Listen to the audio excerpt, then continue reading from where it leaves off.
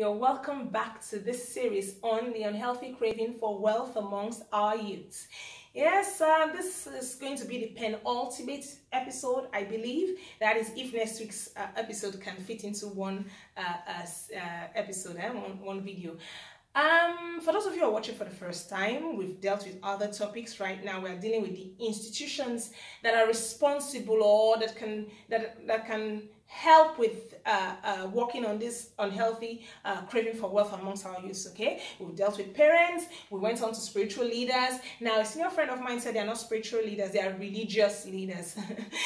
He gave me a very wonderful commentary, you know, that I wish it had been in the public sphere, but I guess I know I put it privately because he had some pointers for me. I'll try and copy what the main gist and put it in the comment section. And that's why I want to advise the rest of us. Please, I would love your comments on the YouTube channel itself, okay, so that others can see it. When you send comments only to my personal WhatsApp, I'm the only one that's going to see it. Others will not be able to see it, okay? So please, when you click the link and finish watching the video, there's a place for comments there. Please place your comment there, okay? I can understand if you have something personal you want to talk to me about, maybe how ways that I can improve, and you want to talk to me privately. I don't have a problem with that, okay? So today, okay, we also talked about teachers. Yeah, we talked to our teachers, okay? So please try and go back so that you can see every one of them. And today, we're jumping right in. We're going to be talking to the society.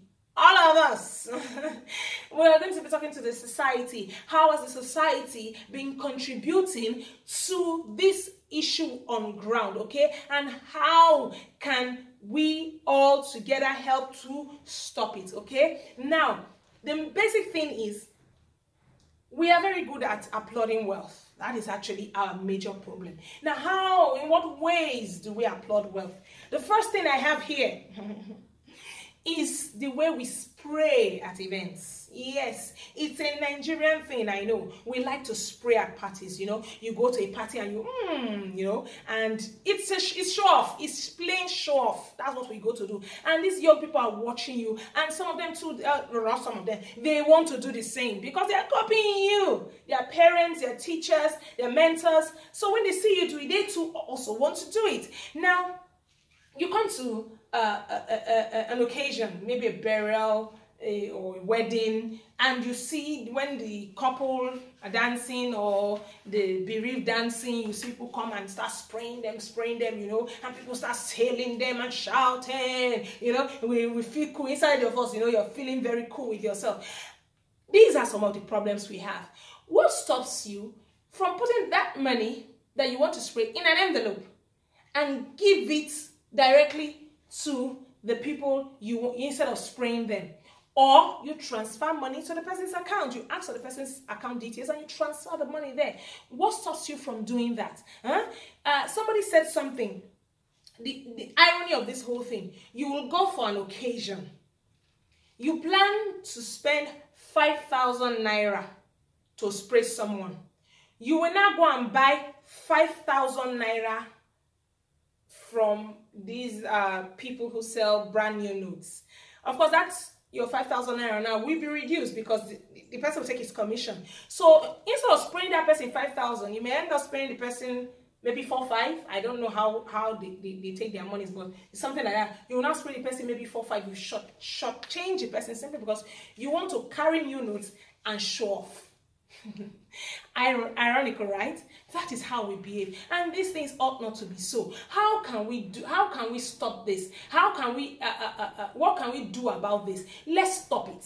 Let us instead count that money, put it in an envelope, give it to the person you are, instead of spraying the person, okay? When it's time for dance, go and dance with the person and go back to sit.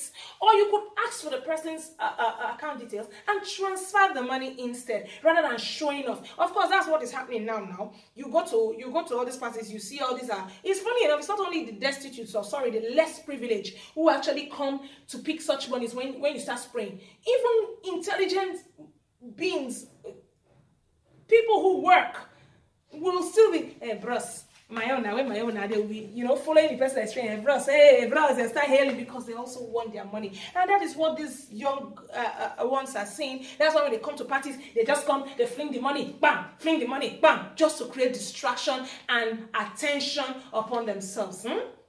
That's distraction away from the person doing the event and attention on themselves instead. So please let us try our best to put this thing down. I know supposedly the government has banned spraying in events, but obviously that ban is nothing obviously, because even the government who did it, they still spray. Okay, they still spray in their events. We need to take this thing seriously so that it can be stopped. Okay, number 2, our law enforcement agents are not helping matters, because they also want to collect their share from these young people. Yes, you see them. I see them a lot. Sometimes it pisses me off.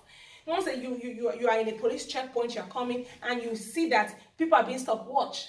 Especially if you notice that there's a young guy, probably with dreads and earrings, and a very posh car. They are likely going to stop that person. It's 99% likely that person will be stopped. And they're not stopping to ask him how he made his wealth. They're not stopping to find out if he's a criminal. They are stopping to get their own share of the loot.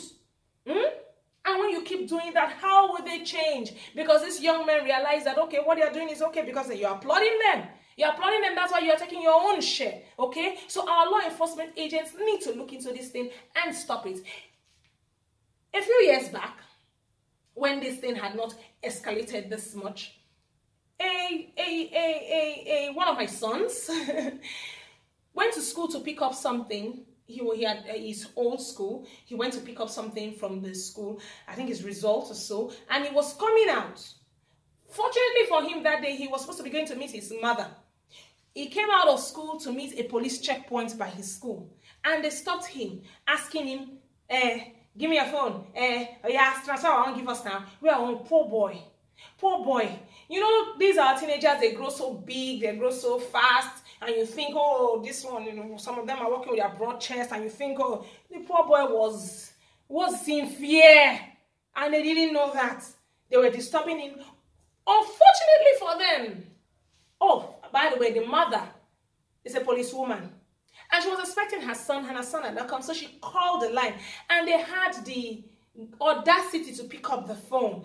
And the woman, of course, her reaction, I heard her reaction was beautiful. I loved it. And of course, she introduced herself, and they knew who she was. And quickly, they were very fortunate. They quickly released the boy and his phone and took off before the father could get there. Okay? Now, this is the issue. The boy was walking on his own. The boy did not have dreads like they think. The boy was not a stereotype as they see. They just feel every young man, boy, girl out there are criminals, are making money through these means, and they too will have their own share.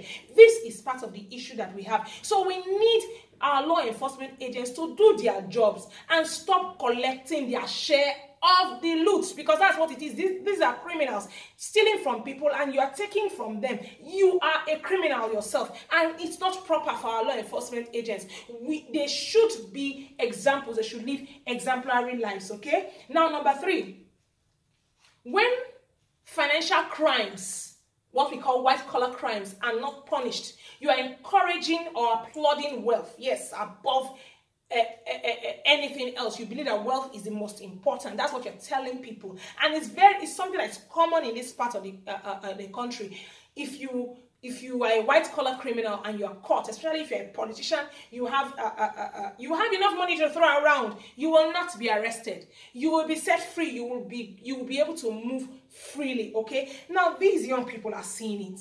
They see these things, and what you expect? They believe that they can do anything and get away with it so long as you have money, and that is why they're doing what they're doing, making money at all costs. They can kill, they can do anything so that they can make money and get what it is they want. So please, I want us as a society, as a people, when somebody commits financial crimes, let us call the person to book. Let us call the person to order. Let us challenge the person. Let the person be arrested. Let the person be taken to court and indicted. Let us not keep quiet, fold our arms, and begin to hail them. After all, sometimes such things are even witch hunting. By the time they catch such persons, they may even arrest them. But as soon as you go to play, especially if they're from the opposing political party, when they play their game well and go to pledge their allegiance to the ruling party, they can be given new offices, you know, which is not proper. So please, as a people, our government, please let us punish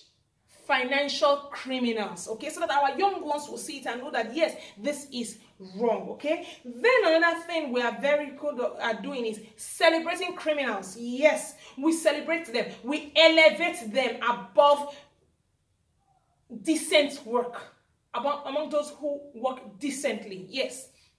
Now, how do we do that? I heard the story of one of these major pastors, Pastor Biome to be precise, that he calls out these Yahoo boys. He condemns what it is they do. He condemns these attitude, these fraudulent activities. Then my dad told me that there's this pastor in Benin also that he heard, who was challenging that what he was doing was wrong, that this Yahoo has brought criminals off the streets, that our youths now have jobs. And I'm wondering, that is a pastor who owns a church, who believes that Yahoo is a means of livelihood. Ha, wonderful. And he was saying it on air with all boldness, okay? He said that they're taking criminals off the streets, and I'm wondering, a 17-year-old cut off the neck of his girlfriend. Is that not... How is he different from an armed robber who carries guns to hunt people about? How is he any different? Because he will kill again and again and again, because he needs to sustain that wealth. So when you are celebrating criminals like this, what are you telling them? What are you telling our young people, okay? So please, we need to stop celebrating criminals. That is the way we will help situation. Please, all of us are a part of it. I've heard stories of mothers carrying their children to go and give the masters that please they should train their children in so that they can be pressing phone, like they say it, okay? The other day, a friend of mine was telling us a story of how a relation of his, whom he called the young boy to his house, and like called the mother so that the mother would know that I am with your son, because the mother was saying they were neglecting her son. He said, of course, he knew what the boy was doing from what the boy was saying. And the mother called, oh, how are you? And this one, that one. What of my house that you said you will be for me? Hey, mama, don't worry, I will send you the money. A small boy wants to send the mother money, and they are okay with it. In short, by the time the boy will build the house, you will see how the neighbors will praise the mother. The mother will be on top of the world. Yes, because that is what we do. We celebrate criminals, okay? So please, let us do the right thing and call out criminals rather than celebrate them. We should call them out. When they are doing what is wrong, we should call them out on what they are doing that is wrong instead of celebrating them. It is very necessary. Then finally, we should stop treating wealth as if it is the ultimate. Wealth is not the ultimate, okay? We should understand the value of contentment. I have been saying this in every video. The society, it behoves us, it's in our hands to teach our young people that contentment is still a very valuable thing, okay? So that we have a viable, our society, we have a future. It is very important. At this rate, we don't have a future, because very soon, most of these our young ones will begin to go mad. And most of them will die because of the things they are putting their hands into to make this wealth. So please, let us come together, work together to make sure that we have a future in the future society in this place, so that together we can all be proud of ourselves, okay? So thank you very much for listening, and don't forget to share, don't forget to like. And do have a lovely day.